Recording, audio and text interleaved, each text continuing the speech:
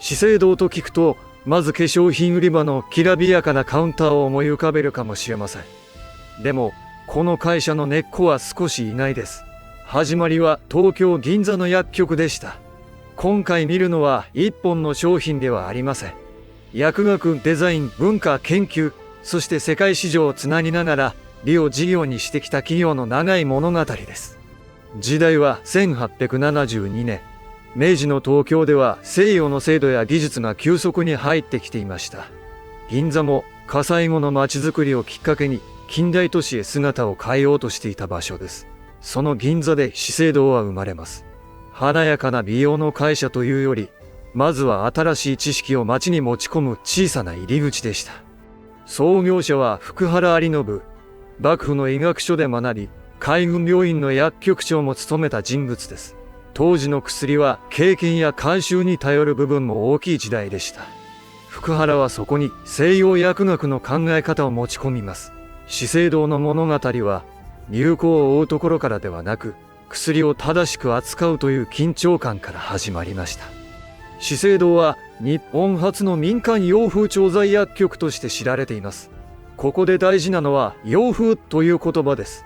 西洋の薬を置く店というだけでなく、調剤、品質、接客、空間づくりまで新しい基準を見せる場所だったのです。銀座の一角に近代の知識を試す小さな実験室が開いたと見ることもできます。社名の資生堂は中国の古典易経に由来します。西洋薬学を扱う店に東洋思想から来た名前をつける。この組み合わせが資生堂らしさの原型です。科学だけでもなく感性だけでもない。目に見える品質と目に見えにくい美意識。その二つを結びつける姿勢が後のブランド作りにつながっていきます。薬局から始まった会社にとって品質は飾りではありませんでした。名を仕入れ、どう測り、どう渡すのか。そうした積み重ねが店への信頼になります。この信頼の感覚は後に化粧品に広がっても残りました。肌への効能を断定するのではなく、企業として品質と安全性をどう管理するか。それが資生堂を見る一つ目の鍵です。薬局として始まった資生堂は、やがて化粧品へ領域を広げます。ここでの変化は単に売るものが変わっただけではありません。薬が不調に向き合うものだとすれば、化粧品は日々の気分、身だしなみ、文化とも結びつきます。資生堂は科学の言葉だけでは語りきれない領域へ進み始めました。次の大きな転機に登場するのが福原新三です。創業者の三男で、後に初代社長となる人物です。新三は薬学だけでなく、写真、デザイン、ヨーロッパの美意識にも深く触れていました。会社を単なる販売店ではなく、文化を発信する存在へ変えていく。その感覚が資生堂の色を大きく変えていきます。1915年、福原新三は象徴的な椿のロゴをデザインしたとされます。ただし映像では公式マークそのものは再現しません。ここで見たいのはロゴを持つことの意味です。商品を識別する印であると同時に、会社の美意識を記憶してもらう入り口になる。資生堂は早くからデザインを経営の言語として使っていました。1928年には化粧品部とともに資生堂アイスクリームパーラーも設立されます。薬局から化粧品へ、さらに食や喫茶の空間へ、少し不思議に見えますが、銀座で人が集まり、会話し、感性を楽しむ場を作るという意味ではつながっています。資生堂は商品だけでなく、都市の文化体験も育てていきました。資生堂が特徴的だったのは、広告や雑誌の使い方です。消費説明だけでなく、時代の女性像、暮らし、装い、写真やグラフィックの感覚を打ち出していきました。広告は単なる告知ではなく、会社が考える美しさの編集でもあります。だから資生堂の歴史には、経営史と同じくらい文化史の匂いがあります。1953年、資生堂は美容科学研究所を設立します。戦後の暮らしが変わり、化粧品の市場も広がる中で、感性だけではなく研究の裏付けがますます重要になりました。ここでも注意したいのは、特定の効果を約束する話ではないことです。研究開発、評価、品質管理を積み重ねる会社として見ると、資生堂の姿はかなり立体的になります。海外への動きも早くから始まります。1931年にはローズコスメティクスを東南アジアへ輸出しました。世界恐慌の余波が残る時代に海外へ商品を出していくことは簡単ではありません。けれど資生堂は銀座の店から外へ、海の向こうへと視線を向けました。ここから世界の美を相手にする長い道が始まります。戦後になると資生堂の海外展開はさらに広がります。1957年に台湾で販売を始め、1962年にはハワイで初の海外投資、1963年にはイタリアへの欧州初輸出へ進みます。東京オリンピックを控え、日本が国際社会へ戻っていく時代、資生堂もまた日本の企業として外の市場へ足場を作っていきました。資生堂を理解するとき、商品名だけを追うと少し見失います。大事なのは複数のブランドをどう育て、どの地域でどんな顧客に届けるかという設計です。プレステージ、スキンケア、メイクアップ、フレグランスなど、領域ごとに競争の形は違います。資生堂はブランドの集合体として世界市場に向き合っています。近年の資生堂はプレステージ領域を重視しています。価格が高いというだけではありません。ブランドの物語、接客、研究、デザイン、販売チャンネルまで含めて顧客との関係を作る領域です。その分、景気、観光、人流、地域の思考にも影響を受けます。高付加価値の魅力と難しさが同じ場所にあります。化粧品の会社には2つの力が必要です。一つは研究や品質管理の力。もう一つは人が手に取りたいと思う感性の力です。数字で測れるものと測りにくいもの。その両方を扱うからこそ、資生堂の経営は面白くも難しくもなります。科学だけでも雰囲気だけでも長く信頼されるブランドにはなりにくいのです。世界の美容需要は一枚岩ではありません。日本、中国はアジア、米州、ヨーロッパでは好まれるブランド、買う場所、価格への感覚、情報の入り方が違います。資生堂は約120の国と地域に展開する企業です。だから世界で売るというより、地域ごとの違いを読みながらブランドを調整する会社だと見る方が近いかもしれません。資生堂にとって中国とトラベルリテールは大きな意味を持つ領域です。空港や免税店、旅行者の購買、日中関係、消費者心理が絡みます。伸びるときは追い風になりますが、変化が起きると数字にも影響が出やすい。だから投資家は単に売り上げを見るだけでなく、どの地域でどんな買われ方をしているのかを見ます。ここで翔平が小さな帳簿を開きます。綺麗なブランドの話だけでは会社は見えません。どこで稼ぎ、どこで苦しみ、どこへ投資しているかを分けてみましょう。資生堂の数字は売上、コア営業利益、営業損益、最終損益を分けると見え方が変わります。物語の後半は少しだけ投資家の目線に切り替えます。2025年通期の売上は9700億円。コア営業利益は445億円でした。一方で営業損失と親会社株主に帰属する当期損失も出ています。米州の収益性低下を受けたノレン・ゲンソンの影響がありました。ここは売れているから全部順調とも赤字だから終わりとも言えません。利益の種類を分けて読む必要があります。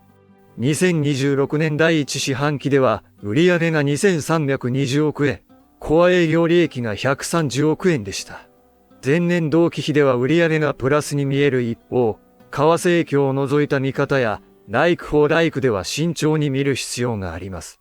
構造改革とコスト管理で利益面を支えた、というのが会社資料から読み取れるポイントです。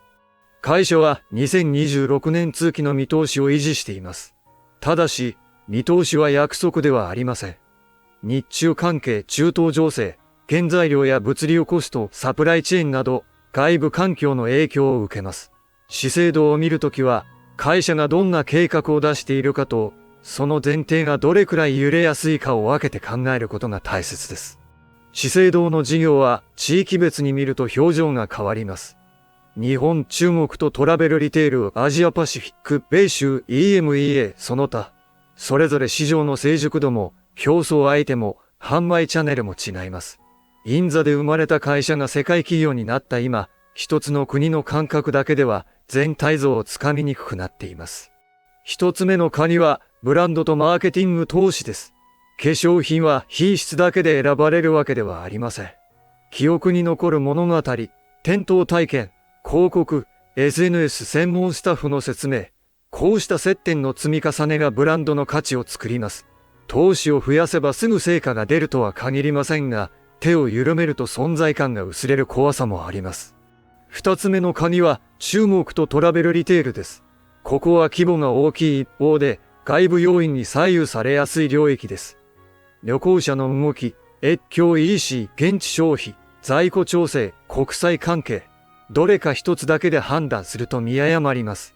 資生堂の回復力を見るなら、この領域が安定してきたのか、まだ何が大きいのかを見たいところです。三つ目の鍵は、米州と構造改革です。2025年の損失には、米州事業の収益性低下を受けた減損が影響しました。減損は過去の投資評価を見直す会計上の出来事ですが、背景には事業の稼ぐ力への問いがあります。ここからどう立て直すのか。ブランドの選択、コスト、販売網の整理が注目点になります。四つ目の鍵は、研究開発と品質です。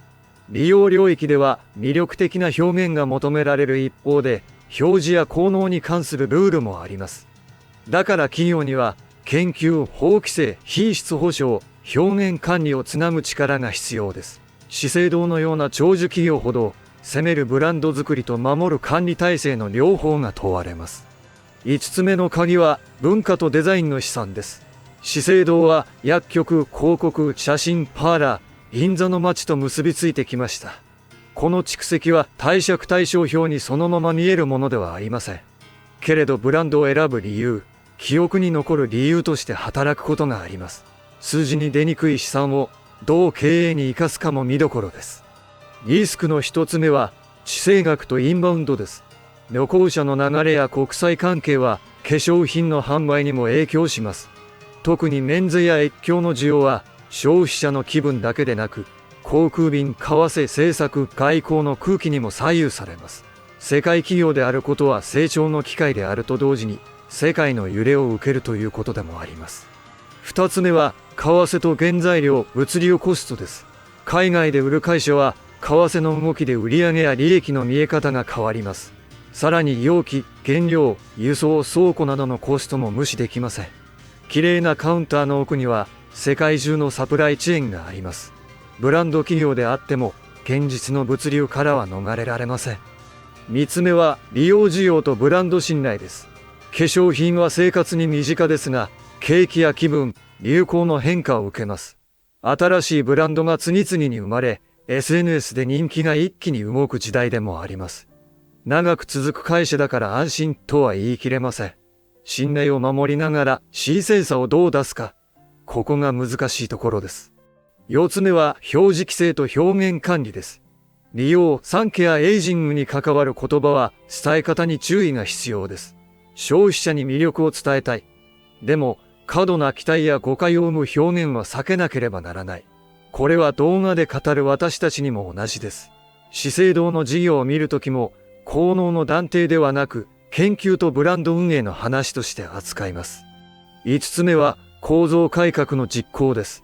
事業の集中、コスト管理、ブランド投資、地域戦略。言葉にすると整っていますが、実行には時間がかかります。売上を落とさずに収益性を上げることは簡単ではありません。資生堂が2030年へ向けて掲げる計画も達成を保証するものではなく、これから確認していく道筋として見る必要があります。今日の鍵を4つにまとめます。1つ目は、資生堂が銀座の薬局から始まったことです。華やかな化粧品企業の奥に、薬学と品質への眼差しがあります。この出発点を知ると、資生堂のブランドが単なる流行ではなく、信頼を積み上げる仕事として見えてきます。二つ目は、科学と美意識が交差してきたことです。福原有信の薬学、福原新造のデザイン、広告、写真、パーラーの文化。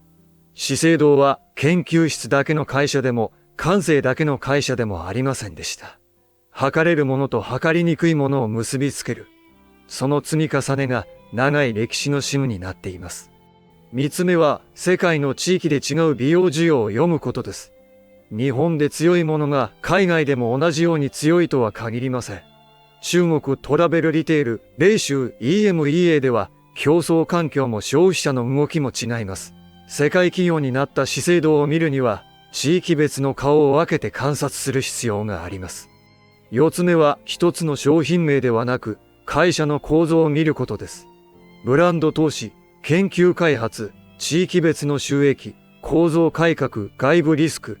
これらを合わせてみると、資生堂は身近な化粧品の会社でありながら、かなり複雑なグローバル企業でもあります。投資判断ではなく、企業を理解するための地図として数字を使いましょう。銀座の薬局から始まった小さな店は、150年を超えて世界の美を考える会社になりました。薬学からデザインへ、銀座の文化からグローバルブランドへ、資生堂の物語は華やかな表面だけでは終わりません。その奥には時代ごとに意図は何かを問い直してきた日本企業の長い挑戦があります。ご視聴ありがとうございました。